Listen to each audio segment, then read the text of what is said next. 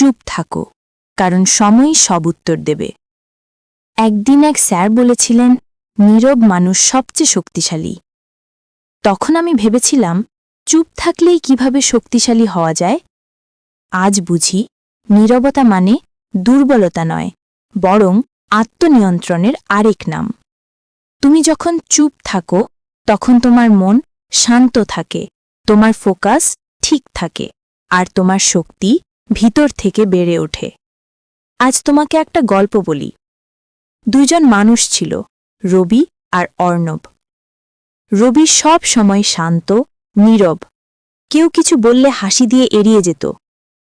অর্ণব ঠিক তার উল্টো, যাকে যা বলতো সঙ্গে সঙ্গে জবাব দিত।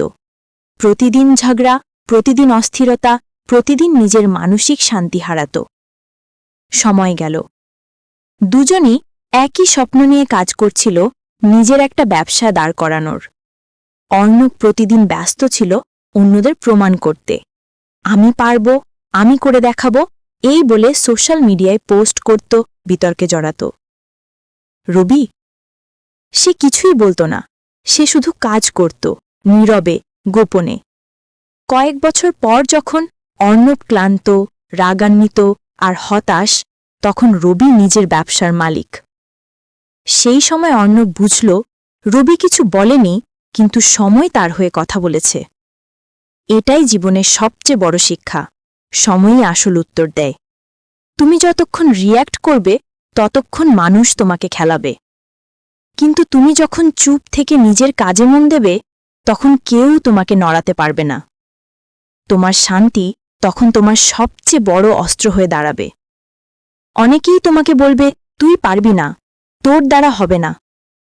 তুমি হাসো, কিছু বলো না, কারণ তারা জানে না তুমি ভিতরে ভিতরে কি বানিয়ে নিচ্ছ। তুমি চুপ থেকো, কিন্তু থেমে থেকো না। চুপ থেকেও কাজ করে যাও। জীবনের সবারই সময় আসে, কেউ আগে, কেউ পরে, কিন্তু আসে।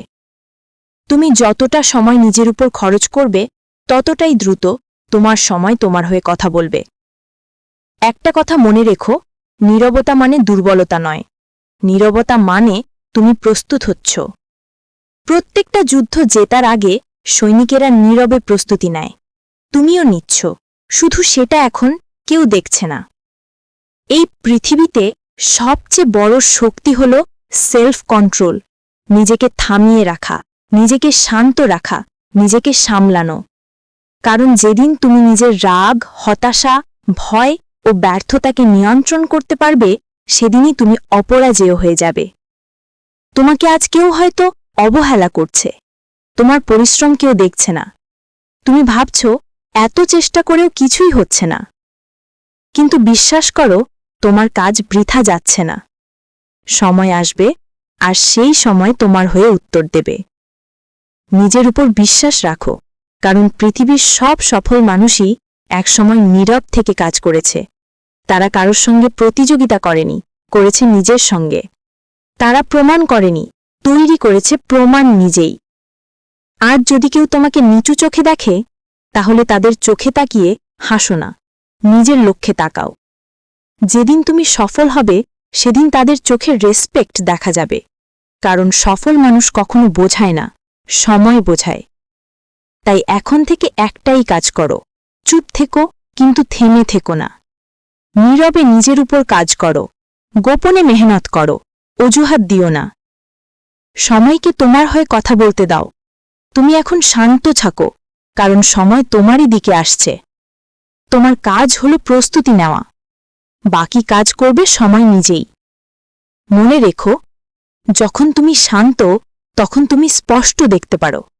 যখন তুমি নীরব, তখন তুমি দ্রুত শিখতে পারো। আর যখন তুমি স্থির, তখনই তুমি জিততে পারো। তাই চুপ থেকো, শান্ত থেকো, স্থির থেকো। কিছুই হারাওনি, সময় শুধু তোমাকে প্রস্তুত করছে। আর যখন সময় আসবে, তুমি কথা বলবে না, তোমার সাফল্যই